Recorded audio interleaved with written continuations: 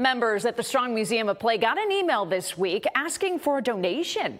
That is because the National Museum recently learned it lost 2 federal grants, leaving it with a $500,000 shortfall. News 10 NBC investigative reporter Jennifer Lukey spent some time at the Strong today to see what exactly has been impacted.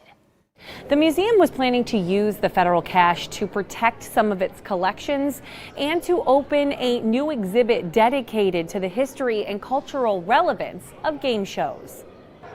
The plans are already underway and have been for some time. In that exhibit, we're going to feature artifacts from game shows throughout history.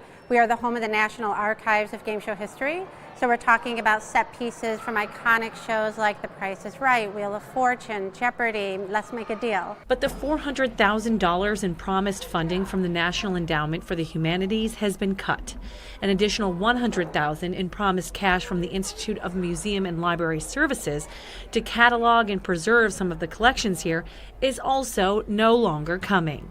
We feel that these are pivotal, critical programs and that they're not extras. These are things that our community needs, and not just museums, but libraries. So we would say that if the government needs to tighten the purse strings, these aren't the programs that need to go. The Strong reached out to its members and donors by email earlier this week to let folks know about the federal cuts and ask them to open their wallets to help make up for it. The gifts that we've seen, the donations that we've seen coming in response to this email have come from all over the country.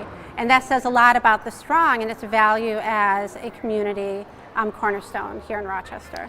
The Strong isn't the only museum locally to have lost hundreds of thousands of dollars in federal cash. We've previously reported about the George Eastman Museum, RMSC, Genesee Country Village, all also dealing with federal cuts.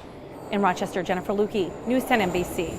Just yesterday, attorneys general from 20 states, including New York, won a court order to temporarily stop the Trump administration from dismantling the IMLS. That's the organization, the agency that supports our libraries and museums. But here's the deal. All of the employees were already laid off, so there is no one left to process any outstanding grants.